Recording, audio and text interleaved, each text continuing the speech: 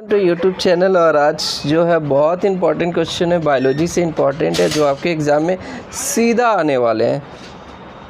ऐसे बोल तो दे रहा हूँ, लेकिन यार मैं भी नहीं जानता हूँ कि सीधा आने वाले नहीं, बट इंपॉर्टेंट क्वेश्चन है ना।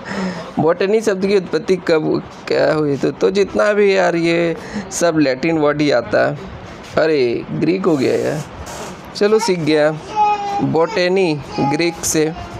वनस्पति शास्त्र का जनक कौन है? जनक कौन होगा? तो देखो वनस्पति है यार फ्रेश, और फ्रेश चीज़ जो है वो थियोफेस्ट हो जाएगा। फाइकोलॉजी, ऐसा मुझे लग रहा है कि फाइकोलॉजी, देखो मैं आपको बता दे रहा हूँ, ये मैं पहले भी पढ़ा चुका हूँ, ठीक है। तो अब मैं चेंज करूँगा। देखो एक चीज़ बता दे रहा हूँ, फाइको मेरा फेवरेट जो है वो है आपका मशरूम। तो कवक के म से मशरूम, म से, ठीक है, आपका आता है माइकोलॉजी। अब फाइकोलॉजी उसका भाई जो है शैवाल से। तो यार हो गया ये, मैं चेंज करता हूँ है ना, क्योंकि ये सब कुछ पढ़ा हुआ है। पर्यावरण का अध्ययन जीव विज्ञान की किस भाषा के अंतर्गत किया गया? तो ये इकोलॉजी में सब सही जवाब दे दूँगा। तो लेवल 4 हम लोगों ने नहीं किया है, तो स्टार्ट करते 4 से।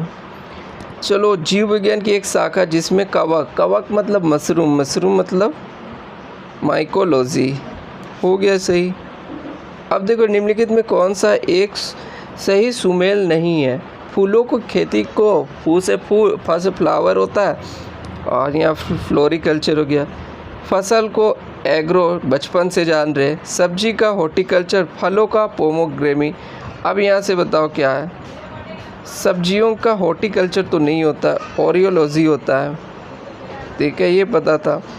जीव विज्ञान शब्द का सबसे पहले, देखो जीव विज्ञान का किया था वो है, ये मैं गलत कर दिया, लेमार्क और टेवरिस ने। तो बिल्कुल लेमार्क और टेवरिस ने किया था, अभी मुझे पता चला। जीव विज्ञान के जनक कौन है? जीव विज्ञान के फादर ऑफ ये कौन है? ये अपना अरस्तु है, बिल्कुल जीव विज्ञान के जनक। लेकिन इससे पहले क्वेश्चन आया था, शब्द जो है, शब्द को मार्क कर दिया, मतलब लिख करके मार्क कर दिया। अब मुझे याद रहेगा लेमार्क एंड टेवरिस। या जंतु विज्ञान के नाम से जाना जाता है। या जंतु विज्ञान का जो है वो आपको पता, अरस्तु। थियोफेस्टा तो वनस्पति का है। एग्रो फॉरेस्ट्री, फॉरेस्ट्री मतलब क्या हो गया? Forest, one. अरे यार ये गलत हो गया, मतलब वहाँ पर परफेक्ट नॉलेज चाहिए तभी दो। कृषि के साथ साथ उसी भूमि पर काष्ठीय बारहमासी वृक्ष लगाना, तो एग्रो फॉरेस्ट्री कहते। एग्रो और फॉरेस्ट्री, अच्छा, 2 वर्ड से मिलकर बना हुआ था। जीव विज्ञान शब्द का प्रयोग सबसे पहले किसने किया था? तो शब्द मार्क कर दिया था लेमार्क। रिपीटेड क्वेश्चन, जीव विज्ञान के जनक कौन है? Repeated question. जंतु विज्ञान के जनक कौन है? तो ये भी अरस्तु। और यहाँ चिकित्सा शास्त्र के जनक कौन है? जो चिकित्सा जो है वो है हिप्पोक्रेटस। हड्डी वो टूट जाता है तो चिकित्सा हो जाता है। तो हम लोग ने 8 कर दिया, आज तो बहुत अच्छा कर लिया। चलो अब बायोलॉजी से कुछ दूसरा चलते हैं यार, पादप उत्तक चल जाते हैं, पार हो गए। अब लेवल इसमें आते हैं। एक विशेष कार्य करने वाले सामान, उत्तक नाम है तो उत्तक ही होगा यार, सबको गैस लगा ही लेगा। वह उत्तक जो द्वितीय वृद्धि के लिए उत्तरदायी, मतलब द्वितीय वृद्धि, तो ये कौन सा होगा यार? जो आपको जाइलम, फ्लोएम, कैम्बियम और कार्टेक्स। तो वह उत्तक जो द्वितीय वृद्धि के लिए उत्तरदायी है। द्वितीय वृद्धि कौन कराता है? तो ये हो जाएगा कैम्बियम। मैंने गैस लगाया था, मुझे भी नहीं पता है ना। कैम्बियम, फ्लोएम, ये तो मुझे पता है कि फ्लोएम का काम देखो इसमें एक ट्रिक बना दे रहे हैं, आज के बाद कुछ भूलोगे नहीं। फ्लोएम मतलब फा से फल, यानी भोजन, वो ये हो गया। और जाइलम मतलब जल, तो अब इसमें तुम गलती नहीं करोगे। तो फ्लोएम, देखो यहाँ पर है, फ्लोएम प्रकाश उत्पादकों का वाहन करती है, बिल्कुल। पौधे में फ्लोएम उत्तरदायित्व है, ये आहार वाहन करने के लिए, बिल्कुल। अब पौधे में जाइलम, अभी मैंने बताया जल। एक वृक्ष की आयु का पता लगाया जा सकता है। तो देखो पौधे में जो रिंग होता है ना, ठीक है, उससे लगाया जा सकता है, कलियों की रिंग में, है ना। पौधे मैंने पढ़ा है तो अच्छा से, या जो पढ़ा है वो अच्छा से पता है। देखो वायु तक किन पौधे में पाया जाता है यार, ये एरेनकाइमा ऐसा जो है, एरेनकाइमा मैंने पढ़ा था जो ये पानी में रहते। अब लिथो हाइड्रो मतलब पानी होता है, तो यही हो जाएगा सही।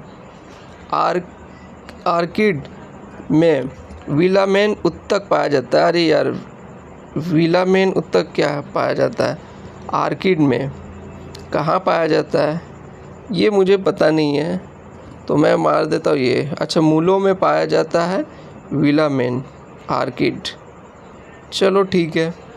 निम्न में से किसकी सक्रियता के कारण वृद्धि कल्प बनती है? वाह, ऐसा क्वेश्चन मैंने कभी ज़िंदगी में नहीं देखा। तो सक्रिय के वृद्धि विलय बनाती है। चलो कोई भी मार देते। तो अंतरंभीय, ये क्वेश्चन आएगा भी नहीं यार, पढ़ने भी नहीं सक रहे।